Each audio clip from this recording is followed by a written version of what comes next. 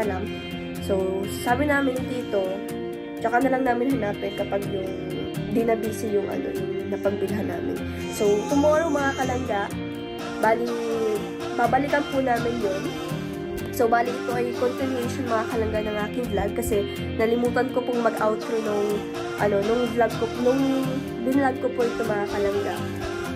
So, yun mga kalangga, abangan nyo po yung upload natin tomorrow kasi mag-vlog rin po ako.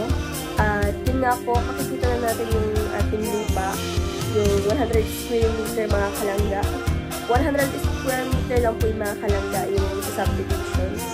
So, bali yung lupa na yung mga kalangga ay nakasanglang po yun sa akin. Then, naisipan po nung seller na sa akin na lang po ibenta yung lupa niya. So, binabayaran ko po yun monthly. After 6 months mga kalangga ay mapapasa akin na po siya, maililipat na po sa pangalan ko. So, nakakatuwa lang po mga kalangga kasi ang ating first na lote ay subdivision po.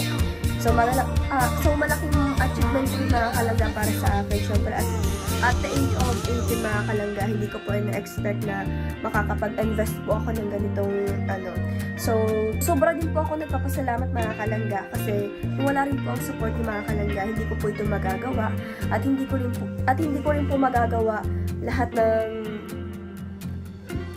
ng ito kasi kung walang support ng mga kalangga, kaya sobrang nagpapasalamat po ako.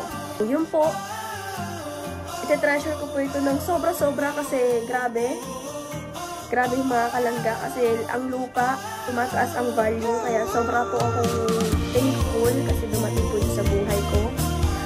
Talagang dinarab ko ito mga kalangga. So, bali, tutulungan ko ako ni Tito na lakarin po yung lupa. So, may kakilala si Tito na marunong po sa magkasikaso ng lupa. Yung mga kalangga, balang nadalang po kasi nakales po ako dito sa pagbayan. Balang nalas ko mga kalangga, umabot po ng 100,000 pesos.